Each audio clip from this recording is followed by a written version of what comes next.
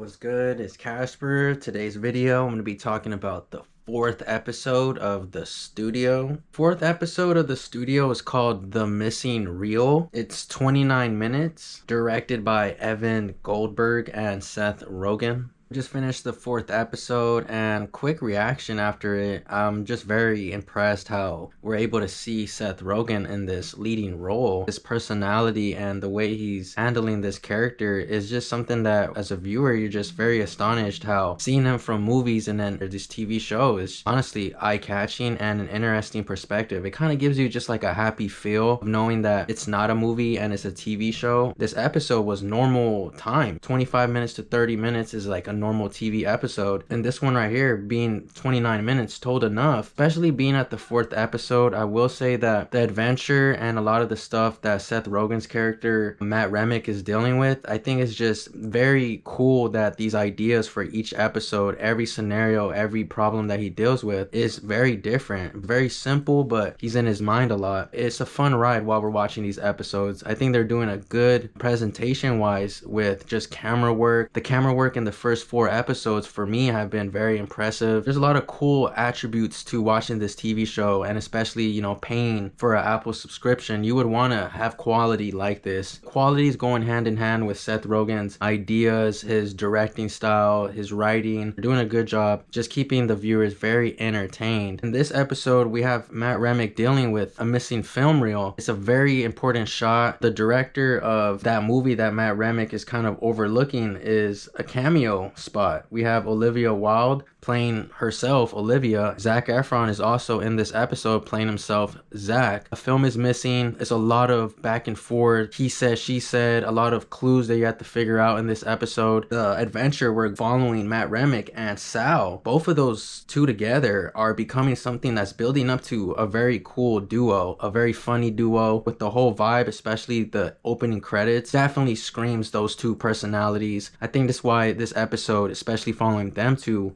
made this episode shine. Cameos that I've said from the other episodes don't feel like something that's forced, and especially in this one, just another episode that the cameos did not feel forced. Zac Efron's performance in this episode honestly was really cool, just to see him in a TV show. For me personally, just to see how his acting style is, his personality is as well. Him being himself in this episode did shine. He did a lot of stuff in this episode where I could see it happening on a real Hollywood set. I feel like how this episode with the plot and the idea of it, everyone's looking for this film. They're trying to figure out, is this movie gonna get really done? That's the adventure of this episode. This episode right here is also where I feel like it's not lackluster at all on continuing the storyline and actually continue to the next episode. Character wise, very funny. Some questionable lines in this episode. Very impressed with the camera work in here. Too many moments in here where I'm just looking in straight awe of just how crispy the quality is. Seth Rogen's performance in here, seeing him as a stressed person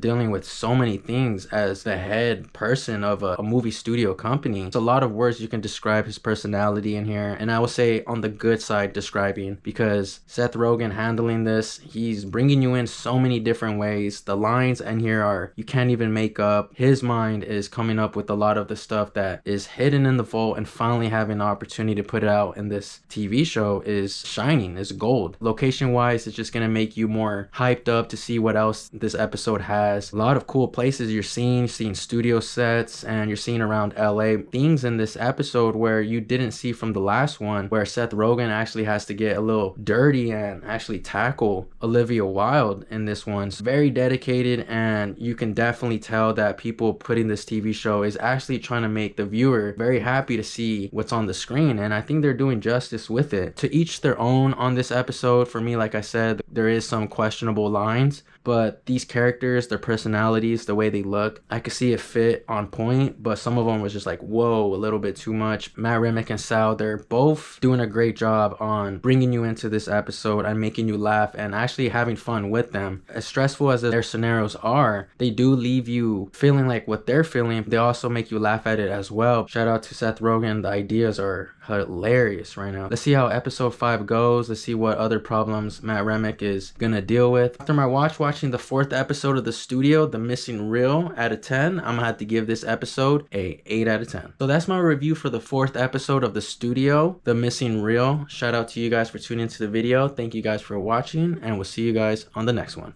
Peace, y'all.